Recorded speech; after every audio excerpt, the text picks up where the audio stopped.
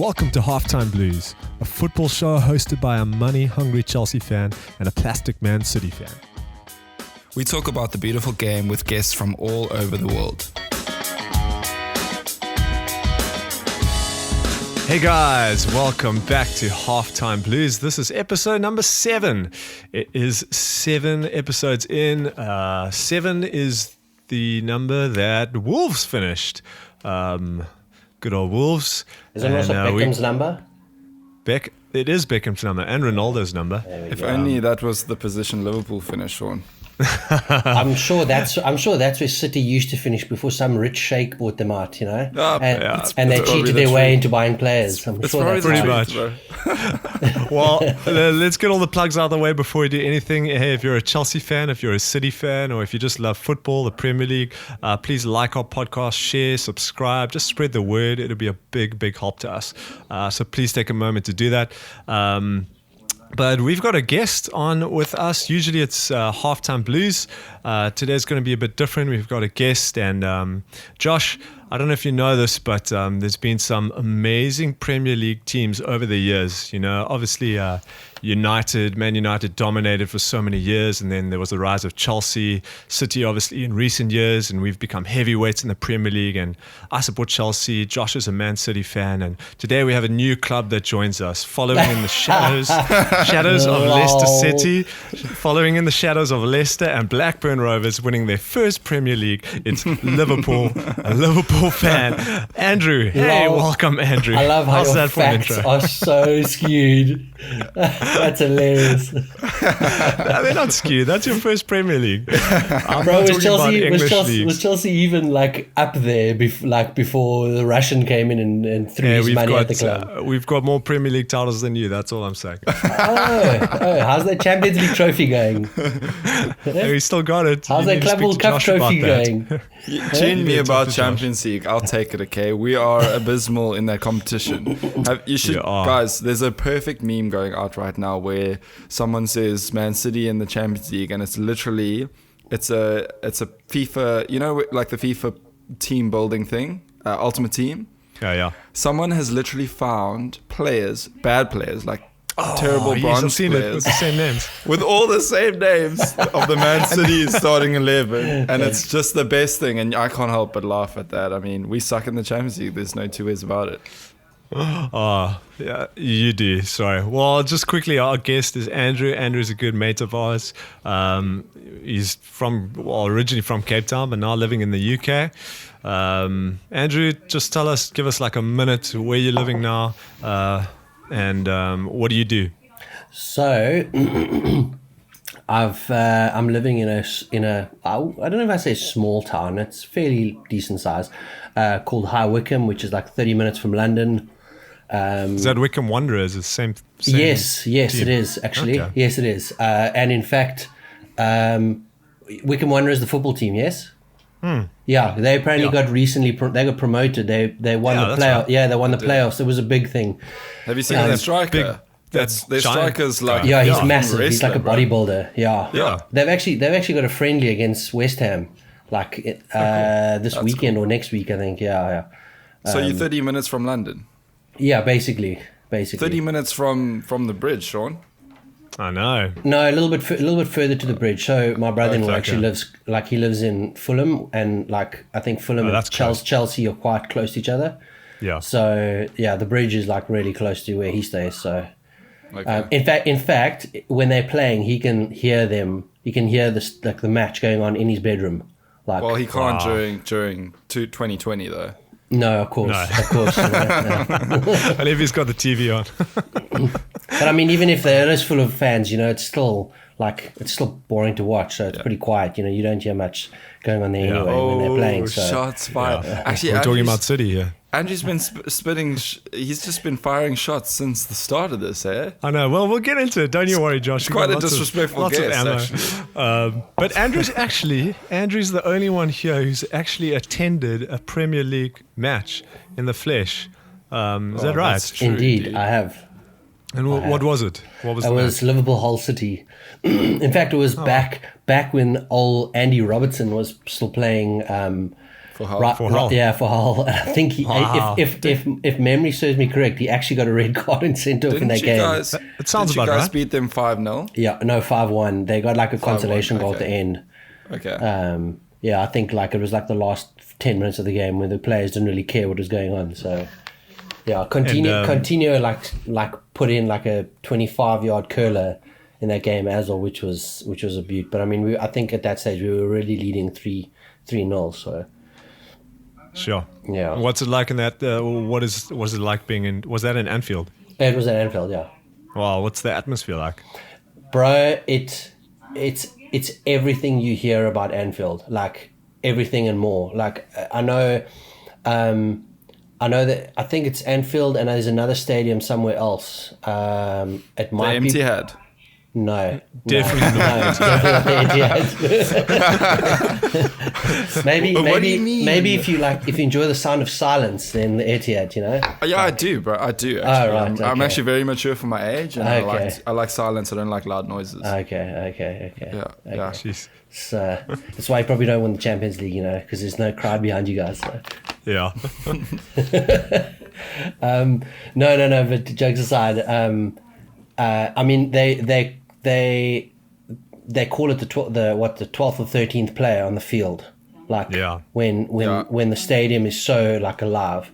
And I think Liverpool, and there's another club, I can't even remember who it is, where they say literally the atmosphere in Anfield when it's like back in the day, like the European Championship nights, like they would say clubs would come and play at Anfield, and it was just so intimidating from the noise that they heard sitting in the changing rooms, like before they walked on the field. Joe Cole actually talks about I think we played Chelsea. We played you guys, Sean, in a Champions League semi quite a few years ago. Where I think it might have been the 2005 it could have been the Ghost Goal, the 2005 or 2007 Champions League, one of the two of them, and. Joe Cole literally said he remembers walking out onto Anfield and literally you just have goose flesh like running down the back of your neck from the noise. Like it's just so electric. When I went, I mean, even though it was just Hull, but before the game, like the whole stadium is singing "You'll Never Walk Alone," and it's just this like goose flesh moment. Like it's incredible. Like you can't actually even explain it. I took a recording and the recording doesn't even do it justice. Like to put it that way. They say the cop, I think the term is like they suck the ball into the net. I like to call them cop suckers, but anyway. Listen, as an opposition team like fan, I 100% like understand how Anfield is like a secret weapon. Yeah. You know, I can see how every time Man City plays there, we are absolutely. We turn into little kitty cats, dude. And that's all because of just the atmosphere, and it's insane. It's insane. What you guys have there is super special. Yeah, for sure. There's a few other clubs that also like are notorious for having like incredible Celtic. So obviously Celtic and Rangers, they're the big boys in Scotland. But the newly promoted Leeds United to the Premier League, like they're saying, like I mean, I listen to a lot of really good radio here, like that's just sport based, and they were actually saying it's like they're hoping. I don't think it will happen, but they're hoping that we can get some crowds into stadiums before the Premier League continues. Because for that Liverpool-Leeds game, they said it would be such a pity because I think it's at Leeds, and they said apparently like the crowds, like how they get behind Leeds United, like it's phenomenal. So for them to be matching with the Premier League the former Premier League champions on their first game of the season and have no fans, they're like it's such a miss because. I just obviously say because of the change of atmosphere and the change of how it affects the game and affects players on the field. Like, it's a real pity. Wow. Well, if you don't know, I'm sure you do know by now because Liverpool are English champions. Intercontinental champions, right? Get it straight. No, you can't say that. Didn't Bayern essentially take that from you? Yeah, but they haven't won the Club World Cup. They haven't won the Super Cup yet. So But technically, they've taken Europe away from you. But guys, let's just be real. They will, okay, though. fine, Hey? fine. They will, though. They will what? Oh, yeah, no, for sure. They will, for sure. though. They are freaks right now. No, they are. They're Question. pretty scary. What's that? Josh, if City had beat Lyon, who was sitting Lyon? Brew, no ways, Brew. No two ways.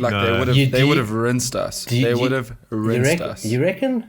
I think so.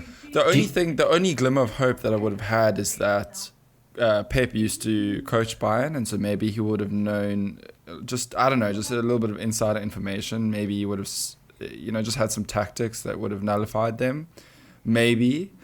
But the last time we beat Bayern in a group stage game, we had Aguero on the pitch, and he scored a hat-trick to beat them 3-2, and we were missing that in the Champions League this season because he had the injury so late in the season. So without Aguero, I kind of think that they would have just smashed us. Honestly, I agree. Honestly, I think they would have. And if you end up facing PSG instead of Bayern, do you think? PSG, I would have felt a lot more confident. Honestly, I would have felt a lot more confident, even though they were playing very, very well. I just think mentally, we would have had a lot more confidence in ourselves, and we did knock PSG out in the quarterfinals last season. No, a couple seasons ago, to get to the semi-finals. So I just feel like PSG or Leipzig would have been great. Bayern, I think we would have folded. I mean, they were like destined to win this competition. They were just insane. Yeah. So I don't know if you know this, but they won Champions League unbeaten. Like this season they've been unbeaten. Yes. So they won the Bundesliga unbeaten. They won Champions League unbeaten. I think they won Bundesliga unbeaten. I might be mistaken. No. They had Did they? They didn't, because they had a little rough patch at the end. Okay. Yeah, I remember. But that's incredible, man. That's really totally. I've always I kind of feel like Bayern have kind of been the, like, no offense here, Josh, but like the Man City of the Bundesliga. Even though I know they've always been a dominating force, but they've always been that one team that as soon as like talent emerges from somebody else, they just like snap them up. Yeah, it's true. I mean, and just think about this, bro. Look at what they did in the Champions League this season, and they had Leroy Sané not eligible to play. How mental is that going to be? Like that's insane, bolstering bro. him to the squad. Yeah, literally. That's crazy. And also, have you seen that meme of the Bayern players, like Coutinho, Robert Lewandowski? Who's the other guy in midfield? Goretzka. And then there's one other guy. A picture came out today on Twitter, where they're all skinny as last year, and this year they are freaking like bodybuilders, dude. Yeah. They are absolutely ripped, these Oaks. Yep. Well, let's get back to Liverpool. I know, as hard as that is for me and Josh, and Andrew must be loving it. English champions, I want to ask you, Andrew, as a fan who hasn't seen that happen for 30 years, like, what's the feeling like? What was the feeling like when Chelsea beat City and gave you the title? What's it like to be in Chelsea's debt? That's what I'm asking. Lol. Just to clear things up. We would have won the league whether you won or lost or drew. It doesn't make any difference. Yeah, Chelsea gave you the league. Doesn't matter. Andrew has a point there. Andrew, I'm on your team with this, bro. Okay. Well, what's it like? How do you feel? It's been awesome, right? I think it's been this like long-standing, almost kind of like in your face, but not in your face. I don't know. I'm trying to term it like in the best possible way. Like, put it this way: like back when I lived in East London, all my Manchester United friends, like some of them were like young guys, and they literally used to be like, "Oh, bro, since Liverpool has never won the league since I was born," like that was like the comments that I'd get from these young guys, and it was so annoying, and I kind of feel like it's almost like justice to Liverpool, and I mean, I know we nearly had it in 2016, and I think that was literally just like slippy unfortunate luck. Like, it was almost like a curse over the team on that day against I mean, some people say that Mourinho is Liverpool's curse, but like, that day at Chelsea when Gerrard slipped, like. That was in 2014. Yeah, 2014. Yeah. There's no saying that we would have maybe costed on the next game or lost the next 2 games or whatever. But I think it's been this like we've gotten so close, but not far enough, if I can put it that way. And last season like was just a race to the final by 2 outstanding teams, and totally. And it wasn't that we were outplayed or we were the lesser team to win the Premier League. It was just a matter of like we just kind of City just pipped us that little much to get there. And I think to be really honest, I think that just losing by that small margin was Liverpool's driving force to just keep like steamrolling everybody that they faced for the first until December, until the whole lockdown thing happened. But when they won, bro, it was just like the best feeling ever, because you've waited so long for this result.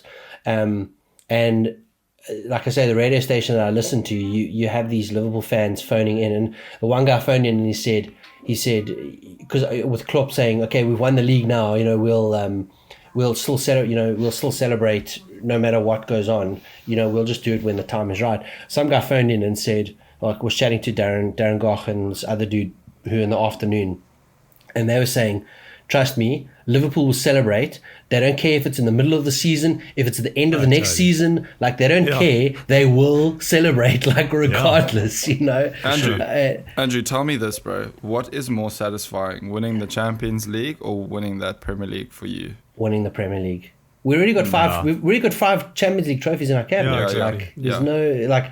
I mean, look, winning the Champions League is always like something extraordinary.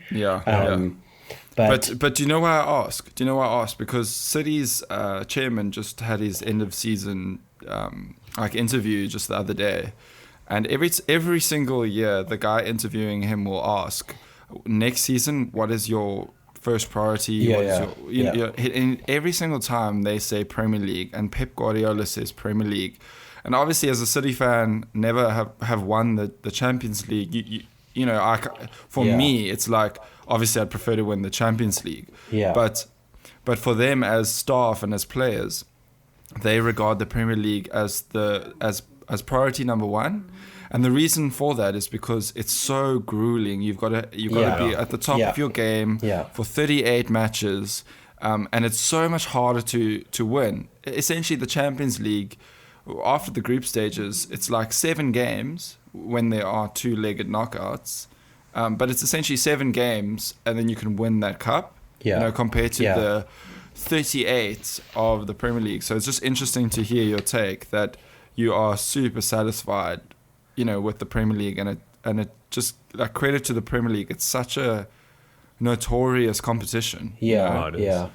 I think that was the difference in our Atletico game. Like, I mean, we bulldozed Atletico at Anfield, and you guys were asking what's the atmosphere at Anfield like. That first game against Atletico was like testament to the fans like being that extra player on the pitch. Like the fans, the stadium intimidated the Atletico players and allowed us to like just run rampant over them.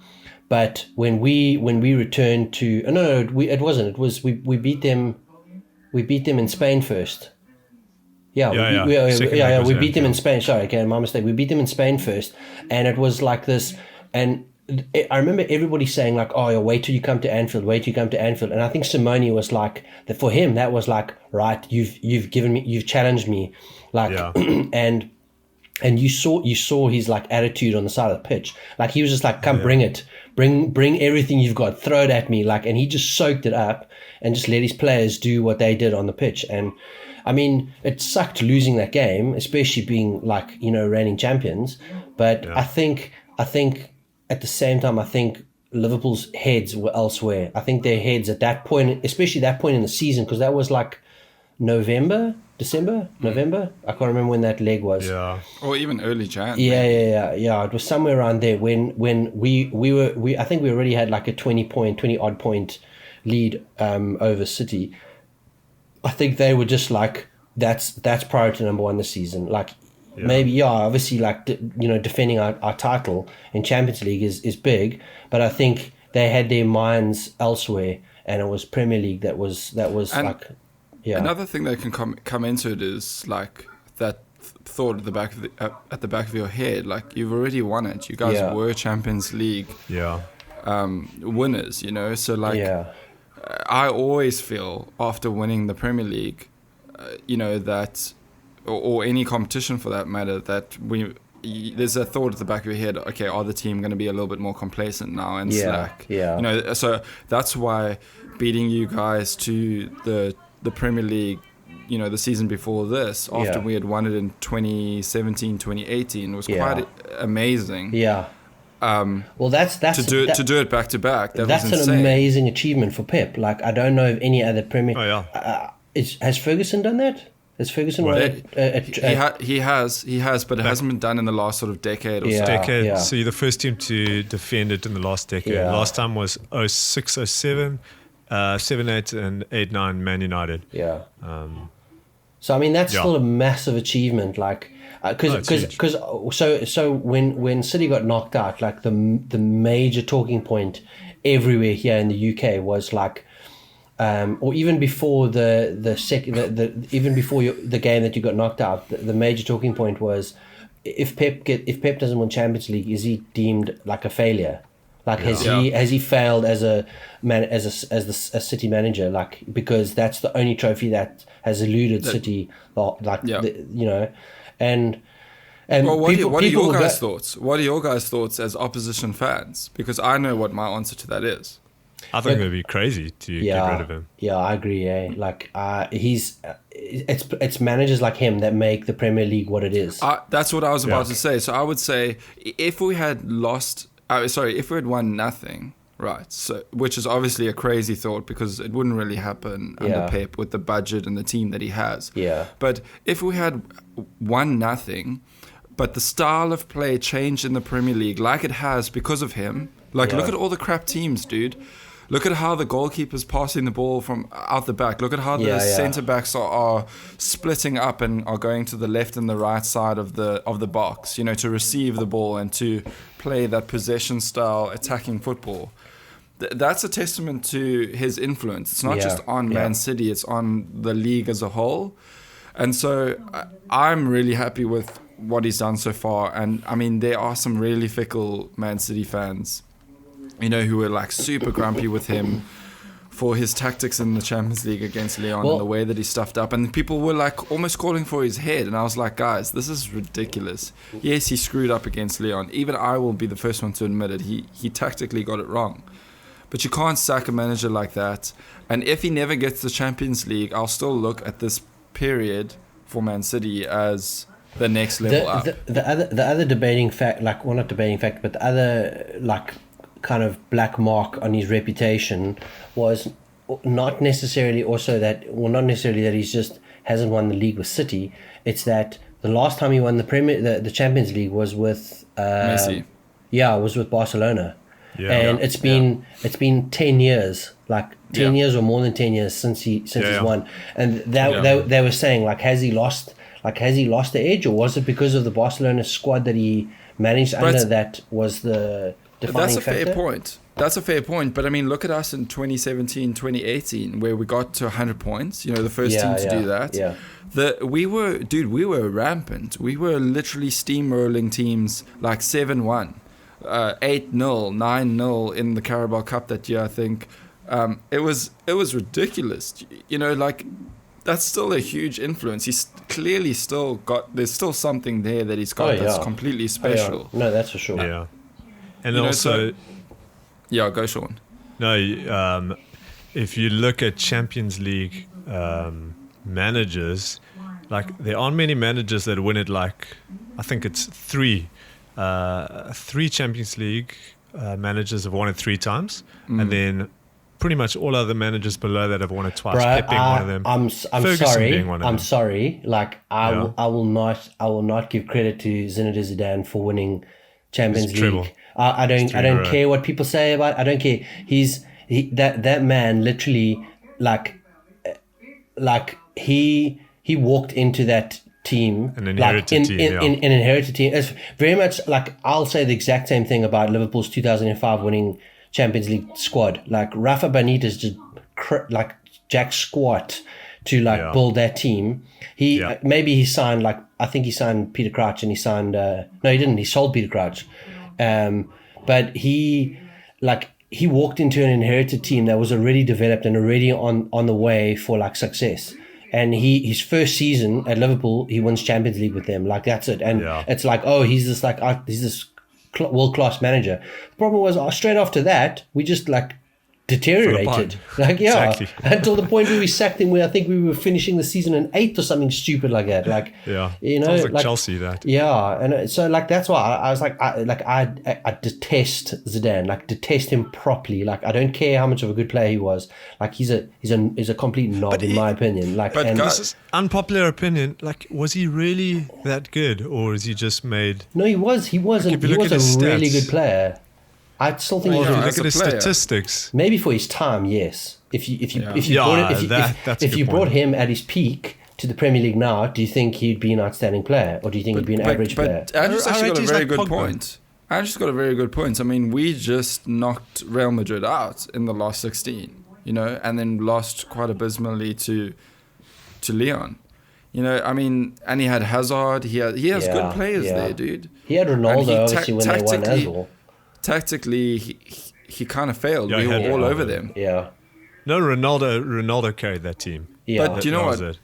Can I just come back to the Champions League wins thing for the managers and Pep and all of them?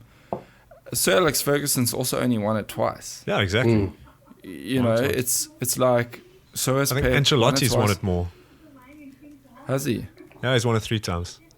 Sheesh. That's quite cool. Yeah. Yeah. Has he won it 3 times with the same team or 3 different teams? No, different teams. With Milan and Madrid. Twice with Milan and once with Madrid. Okay. If I'm not mistaken. But let's just go back to Liverpool quickly. What do you guys think? The chances of Liverpool retaining the title? What do you think? I think it's big. Of course you do. Look. Okay, hold on. Andrew. If Man City sign Messi, then what happens? Bro, it's such because as crazy as that statement would be like a month or 2 ago, it's now looking more likelier than ever.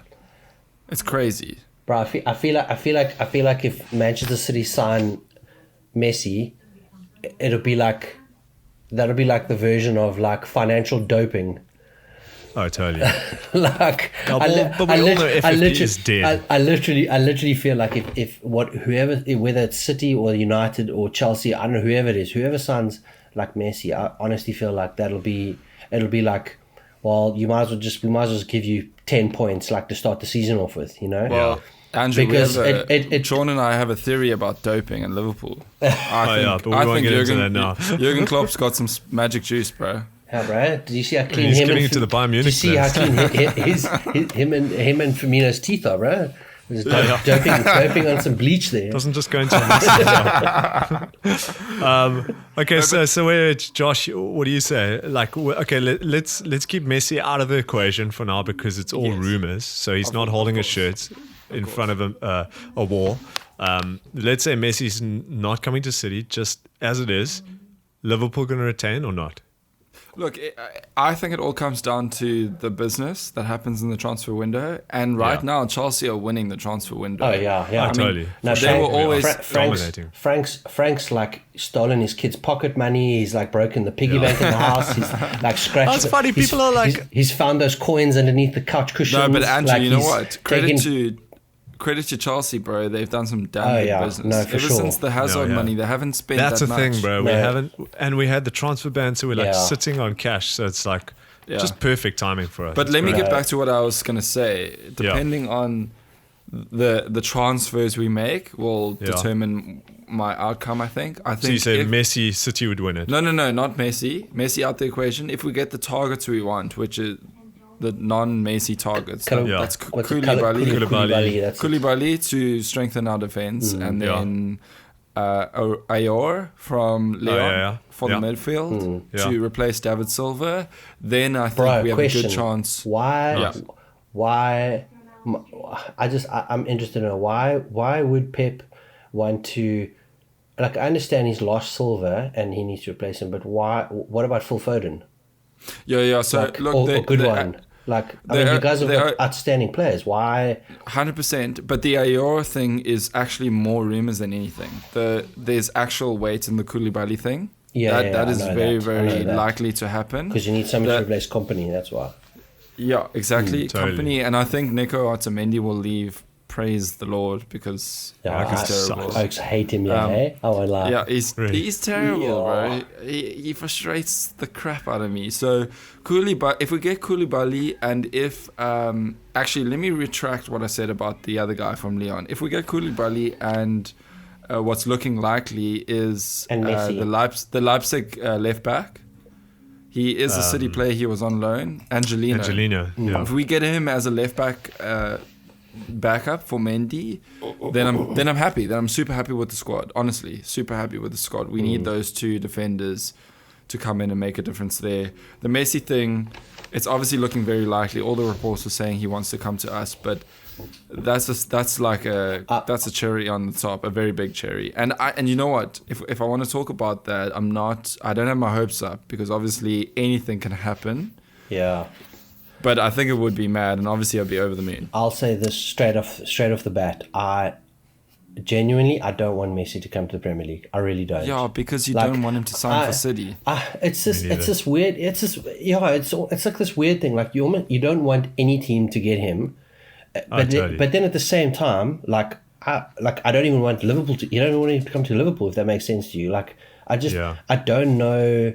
He doesn't strike me as like a player who could come and find I might be way off my game here, but for example, the radio station I listen to is a really good station called Talk Sport, and they had Wayne Rooney on the radio yesterday morning or this morning. I think it was yesterday. Are you gonna say what he said? He was saying that he reckons if Messi came to Premier League, he could win a 7th Ballon d'Or, and I was like, what? I mean, did you guys hear what Higuain said about playing in the Premier League? He literally messaged Messi directly when there was rumors already spreading, and he basically said to Messi, "Don't come to the Premier League because they'll kick the." But at the same time, Aguero is one of Messi's best mates. I know that. They're like brothers. So they were saying, was another thing I heard on the radio. It said, they were interviewing some guy who's like the Spanish correspondent for football for the Premier League, or for just football news in Spain, and the guy was saying, well, the rumor has it that there's not much known about Messi except for 3 things: he's friends with Aguero, he's married, and he plays PlayStation. Like that's it. Wow. Like, he's very quiet. But apparently when he goes on international duty, like he doesn't talk to anyone. He just like hangs out with Aguero. Like apparently that's it. Okay, well, do you think so? I also get this kind of vibe from Messi. He's kind of like, and there's 2 sides to the story, but it's like Barca's falling to crap. Yeah, I know. Do you think he's putting his hands up in the air and he's like, almost like a kid throwing his toys out the cart? I know there's kind of that people are like saying that about him. No, so I've listened to a lot. I followed a lot of this Messi situation.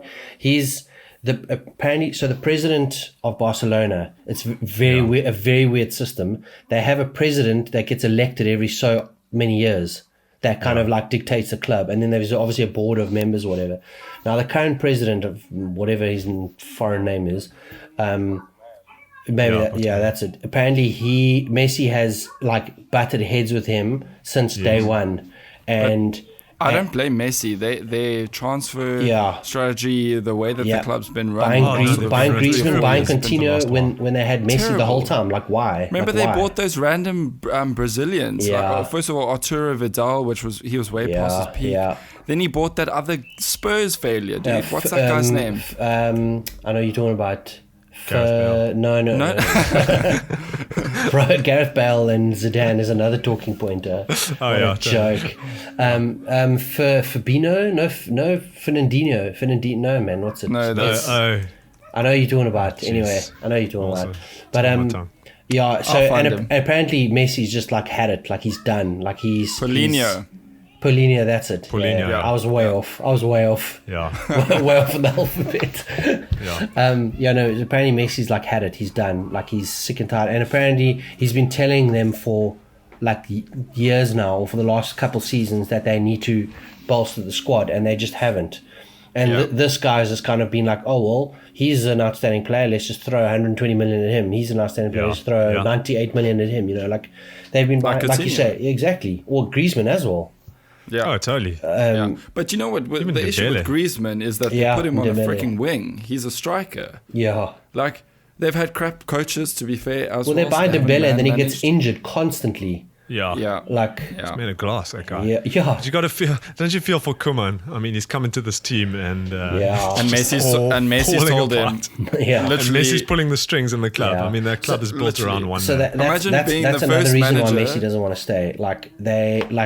They're all saying, like, everybody's saying that Barcelona has to rebuild. Like, they have to rebuild that squad. But and do you know what? If Messi stays, like, he'll be like this pivotal, like, voice of the team, because, you know, he'll kind of be like the foundation block.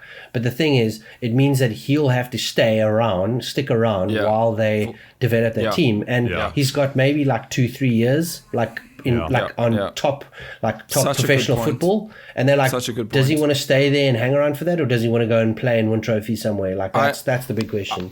I literally read an article today about a very trusted sports journalist or football journalist, and he was saying apparently Bartomeu is literally offering to resign if Messi will stay. Yeah, I heard that. But apparently, well, the elections are next year or next season, or in a year's time or whatever. So there'll be one more season, and then the presidential elections for the new candidate of Barcelona or whatever will happen. But apparently he will resign now for Messi to stay. But it means the same board remains. And Messi's not interested because the board is half the issue. Yeah. But also, like you said, Andrew, you've got a solid point there. It'll take too long for them to rebuild the team. For sure. Messi's he'll get too old. His peak will grow out, you know. So he wants to move to a team where he knows he's going to fit right in, where they play the style of play that suits him, and where he will probably find instant success. And you have to be honest, as rival fans, that Man City makes a lot of sense. The relationship with Pep and the way that we play. Yeah. You have to, the fact that we can afford him, and all the sort of scenarios, all the sort of items to check off the list, we can kind of tick off. No, definitely. You're also the most suited team for his style of play. Like he's not that like fast, like zippy player that he was like 5-6 years ago. He's more of like a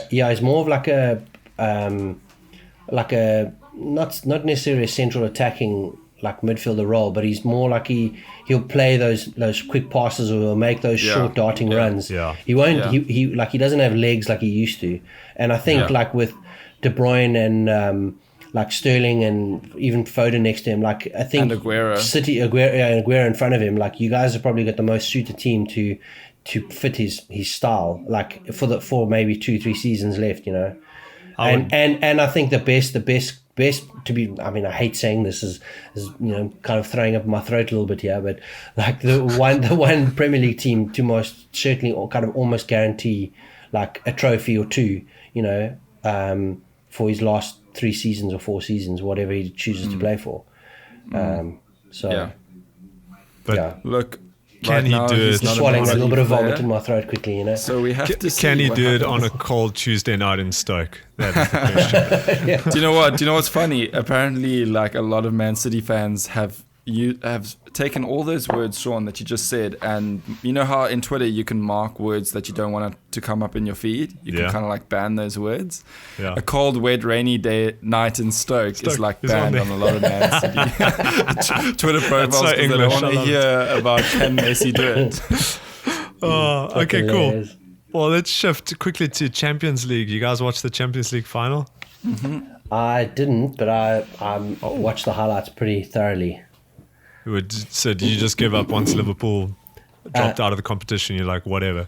No. I followed it, but I didn't watch the final. That was the only thing I watched. It's because he's a Liverpool fan, Sean.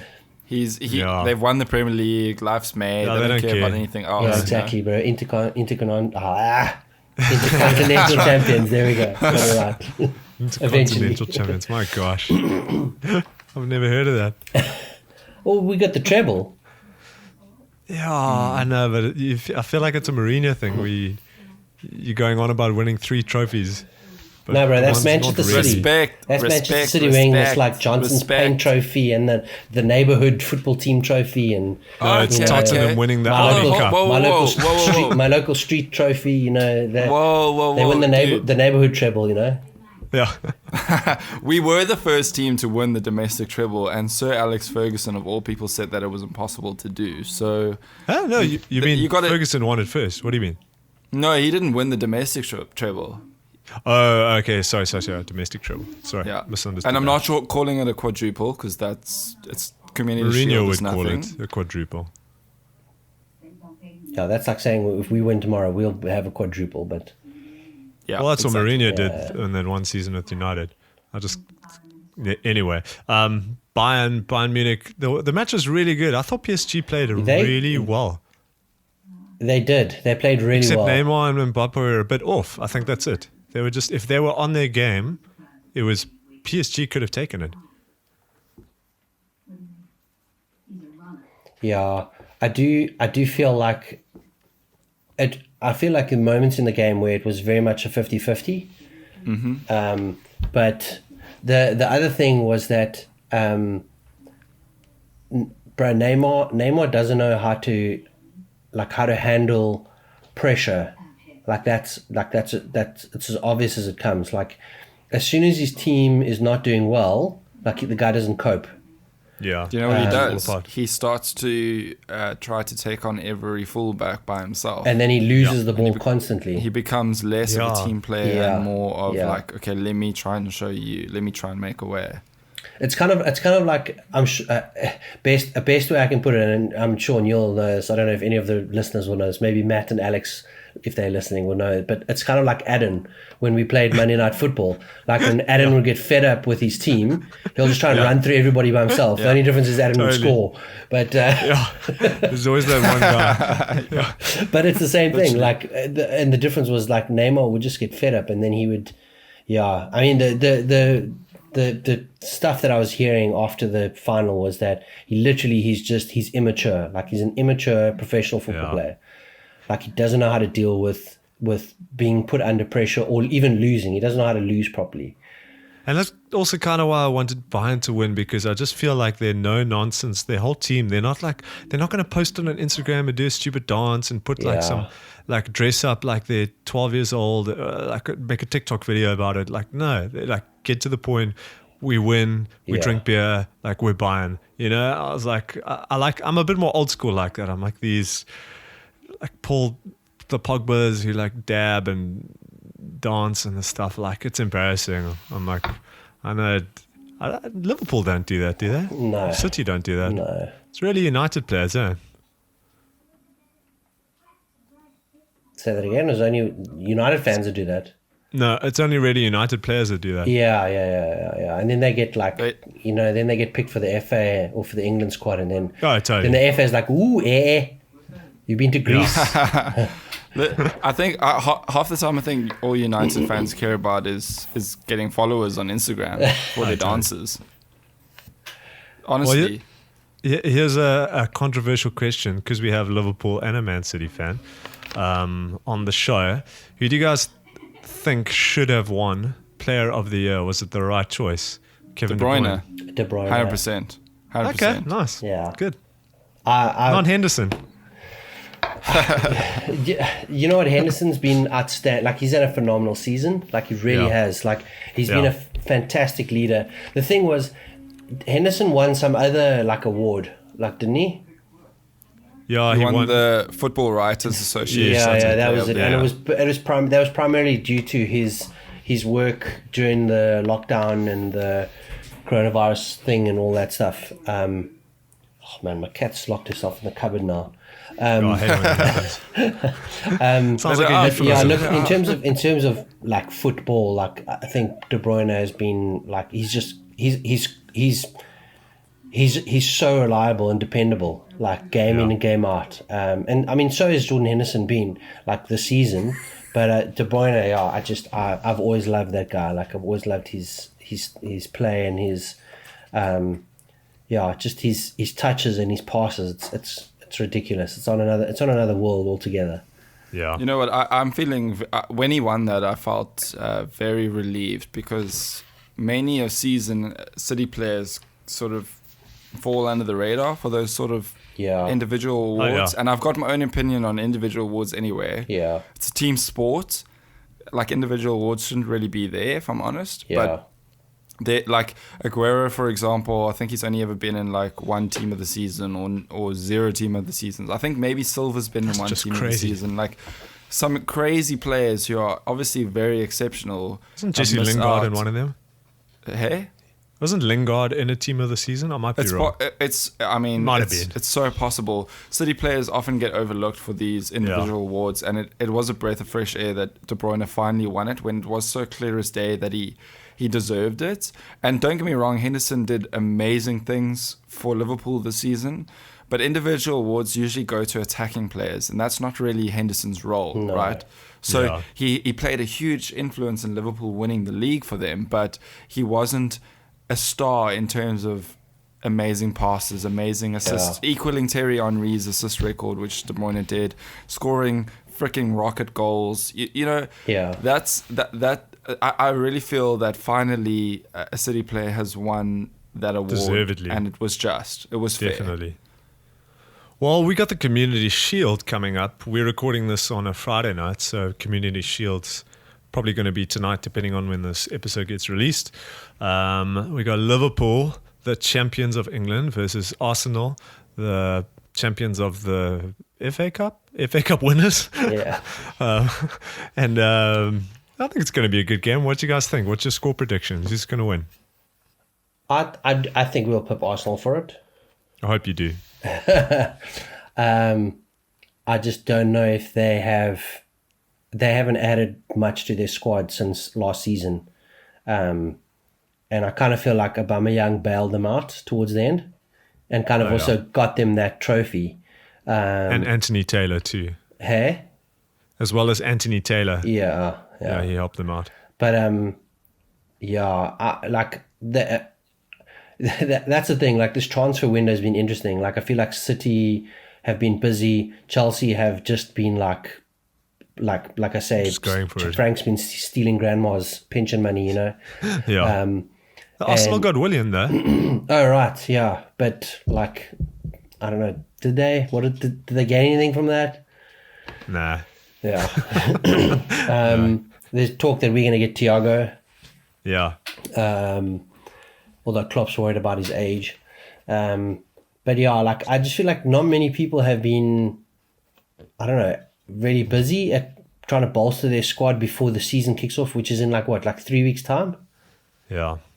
Like it's so short notice. And you usually want to bring in players so that they get some time to kind of just gel with the team, play a couple of preseason games. And I don't even know if I remember Arsenal weren't they interested in Gabriel? Yeah, it looks like it's almost wrapped up. Oh, really? Okay. Yeah, He's a great defender. Yeah. So what's your predictions then? Score prediction? Maybe 2-0. Nice. Josh? Do you know what I'm going to say? I'm going to say an Arsenal win. Ooh. I'll tell you why. Because Arsenal are a bit of a banter club, and they tend to win these trophies that don't really mean much in the greater scheme of things, and then they rave about it. And so I just feel like Arsenal are really going to rock up tomorrow and give it their A game. I think you've missed something, Josh. What? I think you think Liverpool or Manchester City. God, I know that's true, but I still think that. Look, I mean, I just think that Liverpool have bigger things in mind for the season. Yeah. And I just feel like the Arsenal are like, yes, we can win silverware, but it actually, guys, doesn't really mean anything. Look, it's a glorified warm-up match. But guys, they are really good at these sort of cup competitions, which don't really mean much. Let's be honest. So look, Klopp's head is already in the game. Like he's already preparing for like a hard season, and I think it's I get what you're saying. It's not a make or break trophy at all. It's kind of like a feel good trophy. Welcome to the new season, you know. Yeah. But it's the Community Shield, you don't care about it unless you win it, and then you're like, that was great. Like, we won the Community Shield. If you don't win it, you're like, that it's not even a trophy. You know? Bro, yeah, exactly. If it was a trophy that you took home, you know, you'd put it on grandma's nightstand in the dining room. You know, like, you know, no one cares about it like a shield. You know, you want something that like says that greets the guests as they walk in the front door, like a big ass Premier League trophy or a Champions League trophy. You know, like no one cares about it. I think even the FA Cup's like this tiny thing, you know, that you put in the, you know, the cupboard with all the wine glasses and, you know, Chardonnay and all that stuff. Like it's this tiny little thing. Well, that sound that you guys heard, that whistle, that means it's extra time, which is a time that we wrap everything up, talk about some random stuff. And I've got a segment that I want to talk to you guys, or a new segment that we want to do on this show. It's Crime Watch. We talk about criminals, and let's start with Harry Maguire. Whoa. Sean, you butchered that name, dude. What's Crime Watch? The segment title. What's something better? What is it? It's called True Crime Extra Time. It rhymes, bro. God, that's a True Crime Extra Time. I love it. True Crime Extra Time. We're talking about criminals. Harry Maguire got himself in a lot of trouble. You guys been reading up about that? Any comments there? I find it pretty amusing. Like this is the whole thing with like players going on holiday. I'm like, this is the worst possible time you can imagine to go do things, like to kind of leave like the bubble of your club, go and do something, and then end up in a situation like that. I'm like, what more could you, like, what worse situation could you put yourself in? And I think Harry's kind of like topped it. I see Pogba has been excluded from the French team because he's also got the Rona, What is it about Manchester United captains and controversy? I don't know. Hey, half of Chelsea team have Rona too. Guys, I just need my cat out the cupboard quickly. I'll be back. Do it, bro. Is that a euphemism? Wayne Rooney used to he got himself into the crap all the time for having nights out with strippers and all the rest. It's like a Man United captain thing. Yeah, but I mean, what Maguire did, and it's so hard because you never know like the full story. Andrew, what are you doing there? Is he gone?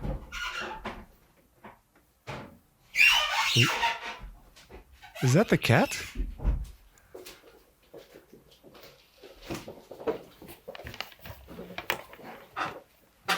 Andrew. Right, I'm back.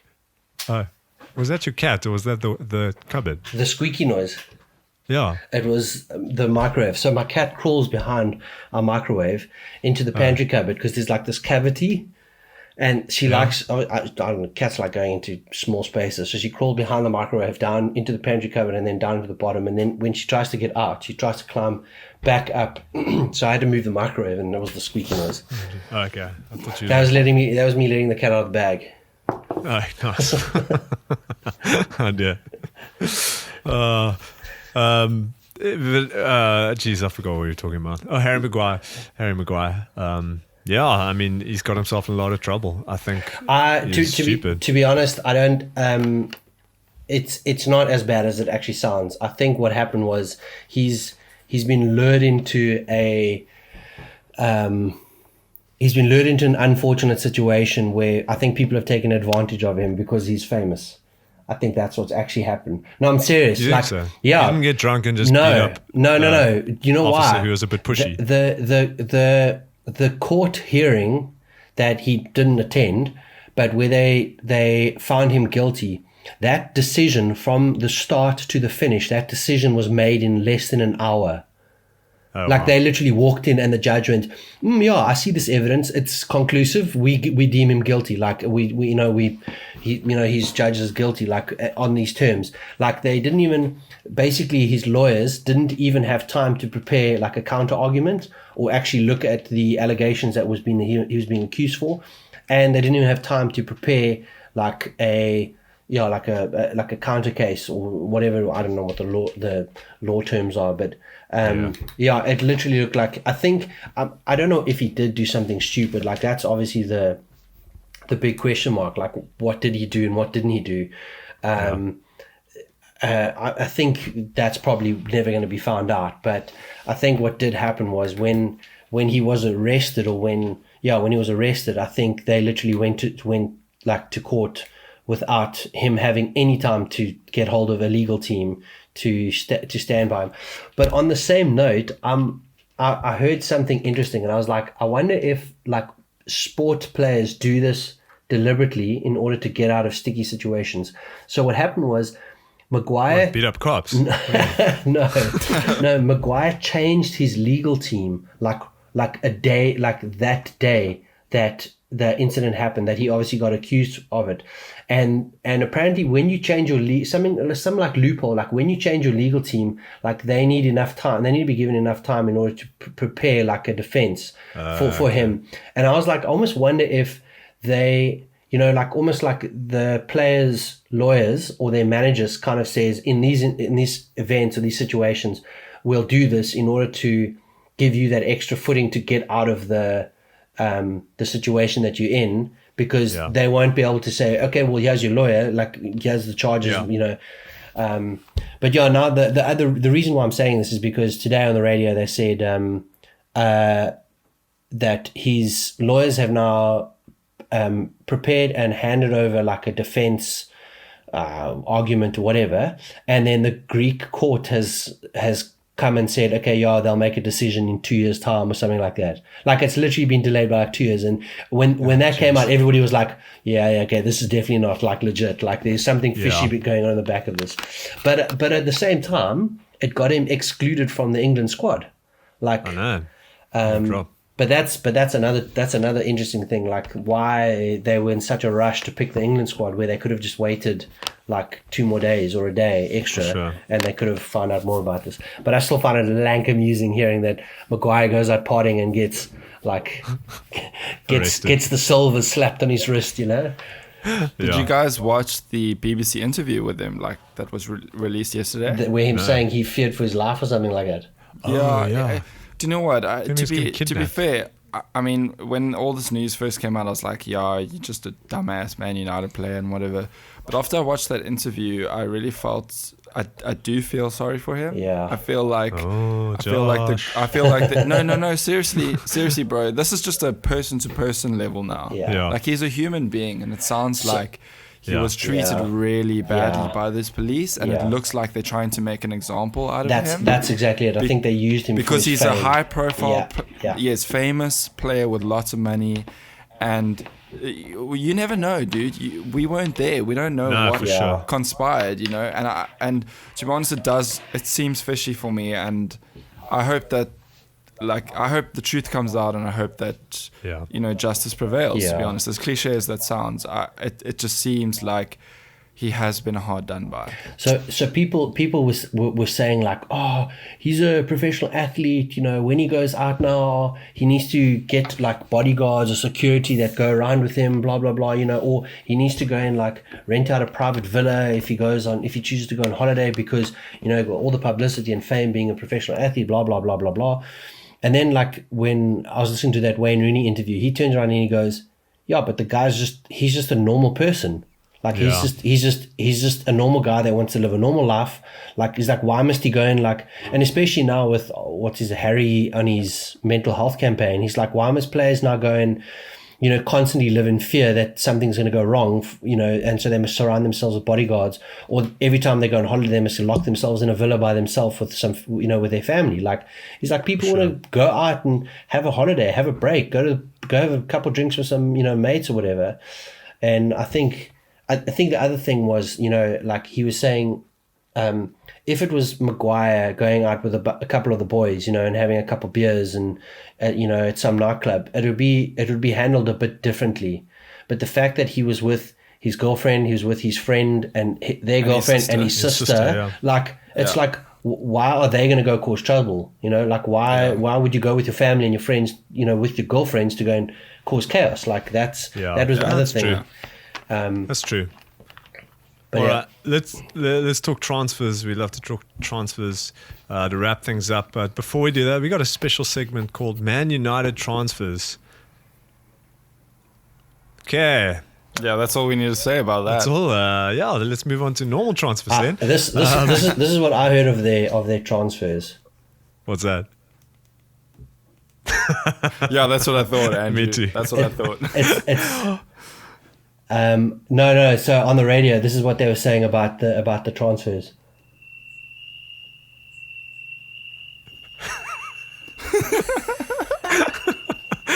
Oh, I love it. Apparently they've signed quite a few of them. Oh yeah, no, I've heard. No, I'm going to talk about Man City transfers first. Yeah, let's do that. Let's get off Man United. That's a long list. Well, actually, I already spoke about them, to be fair, when we were talking about the Messi situation in Liverpool in the league. Koulibaly still seems like the last guy to come through the door. Yeah. The actual solid transfer that's possible. And the Napoli owner is a stickler. I told you, Josh. He's the worst. He's the most difficult guy to negotiate with. So it looks like City are like slowly, you know, releasing a little bit more in their offers, and I'm pretty sure that damn Napoli president will basically get what he wants, which looks like 70 mil with 10 more add-ons. Well, I think as we've said, the real transfers are happening at Stamford Bridge. True. Chelsea are winning the transfer market 100%. We are. I think it's now 3 signings in 3 or 4 signings in 4 days or something like that. It's just absolutely ridiculous.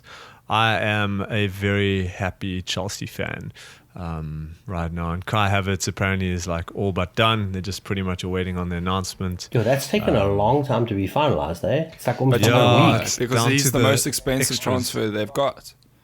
Yeah. Wow. So they're going to negotiate the crap out of that. Yeah. Apparently they're doing all the add-ons and they're trying to figure out all of that stuff and they're like nearly there.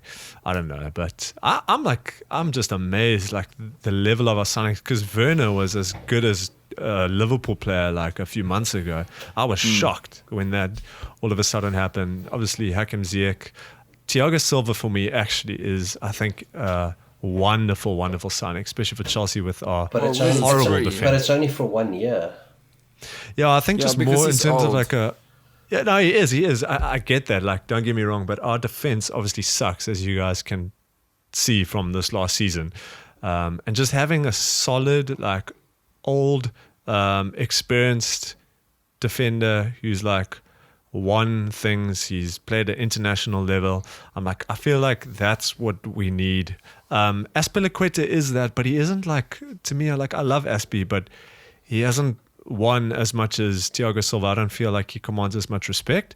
But just to have that like leadership experience just in that team, and it's just going to calm our defense down and just tell like Zuma, you know, like, don't go there, do this, do that. This is what you need to do. I feel like we're going to get better. Thiago Silva is a leader though? Like, do you think he's totally? I think so. I mean, he is PSG captain for the last however many years. But when he captained Brazil in that World Cup, when was it? 2018? Oh yeah, no, but they got put to the sword. Disastrous. He was like nowhere to be found. So no, for sure. Unless he's like rapid, like he's rapidly changed or like kind of learned to become a leader since then. Yeah. I don't know how much of a difference in, like, as a leader. I'm saying leader in inverted commas. Like, he'll be at Chelsea. I'm sure he'll definitely have experience as a defender, like always kind of commanding a back line. But if he's looking as a leader for the whole team, I don't know if he's the best man for that. No. I think so. When I say leader, it would be I'm talking pure defense. Okay. Just defense, like to be that more experience. Experience is a better word. And so we're looking at this French guy as a goalkeeper. Apparently, Mendy's the Rennes goalkeeper. So there's this French like spine that's happening. You got Kante, Zuma, and if we get this guy Mendy, so they're all French speaking at the back, and then Silva's fluent in French. Apparently his English is not really good. So apparently the talk is looking at that guy as our goalie, Zuma alongside Silva with Kante in front. So Silva will be able to communicate with this core of defense fluently in French, and then next season look at getting I know like there's talks of getting Oblak and then replacing Silva with like a younger better defender. So it's kind of like a stopgap signing, but the goal is just to bring some experience and learning from the young defenders for Silva. Other than that, Kai Havertz is just going to blow the Premier League away. He's going to score goals against City and Liverpool, and he's going to assist Werner and Ziyech against City and Liverpool. And I'm just so excited to beat City and Liverpool, you know? Did you have your mates in today, Sean? Yeah, Sean. It's not going to actually happen, bro. Messi. I hear Chelsea are playing Liverpool in the second week. And I'm like, Messi, I just got a feeling. Messi is going to nutmeg Thiago Silva like a mofo. Okay. Yeah, he's we'll going to see. score a hat-trick against you. Okay? Mark my words. If Messi does come to the Premier League, I will. There's one team that I will most certainly make sure I watch Messi play against, and that's Arsenal. Because Messi's reputation against Arsenal is outstanding. That's true. You'll just get a hat-trick every time he plays them. Yeah. Oh, that'd be brilliant. But some of those chips that he's done to those keepers, former Arsenal keepers, have been like ridiculous. Okay, I got a quick game before we go, guys. Okay. So, you know, there's been like some really good front three attacking players. Obviously, you have like the Messi, Suarez, Neymar, MSN trio. You have like the Rooney, Ronaldo, Tevez of. That sounds like a dodgy like sex position, huh? MSN. No, yeah. What, the Ronaldo Tevez or the MSN? That's a bad picture to have in your head. Ronaldo and Tevez in the bedroom. Jeez, like, okay, this is going south. Keep this PG, boys. Yeah. But I thought there's obviously three, because we've got three clubs represented: Chelsea, Man City, and Liverpool. I'm like, let's make up. If we had to take current front three, and to take one from each team to put on your team, who would your front three, like a Chelsea, Manchester, Liverpool, like Chelchester Pool? That's your team. You got to pick a front three, one from each team. Who would you pick to be in your team? One from Liverpool, one from City, one from Chelsea. Who would you go with? Can I go first? Yeah. Okay, dude. Here goes. Aguero, no doubt. Salah, and then the one from Chelsea is a tough one. I mean,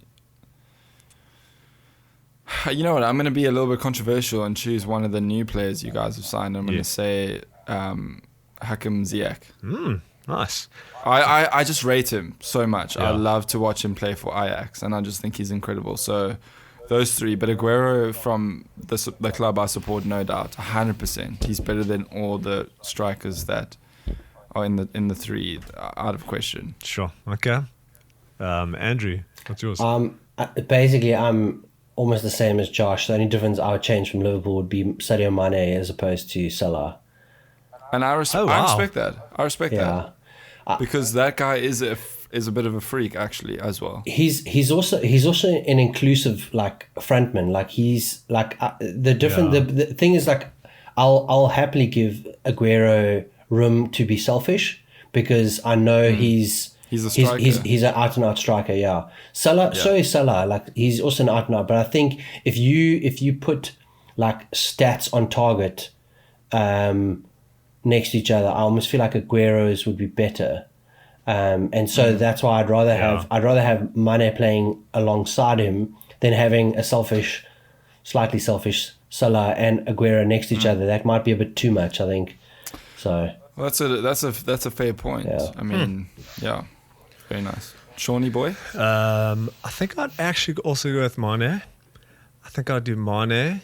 My striker would be Batshuayi. He's bantering for sure.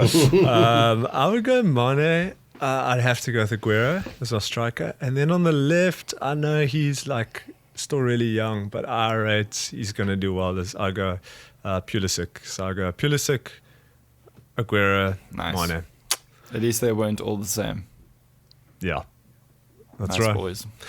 Sweet, but that's all the time we have for this week. Andrew, bro, thank you so much for joining us. Shop having me, guys. It was awesome. It's been great. Definitely keen to do this again. Yeah. We'll get you on here again. Hopefully, the next time we get you on, Liverpool won squad, so we can tune you a whole lot more. Yeah, that's not going to happen. Or just good luck with that. Babies, bro. Yeah, there we go. gotta go, guys. Gotta go. I'll be back now. Okay? Yeah. What is that? You just need 30 seconds or what? Well, I got one on the way already, so. Yeah. Yeah, congratulations, thanks, bro. man. Yeah. That's awesome. Awesome, man. Well, please like, subscribe, share, spread the word about our podcast. We really appreciate it. But that's it, boys. Until next time. Thanks, guys. Later. Cheers. Cheers, man. Bye.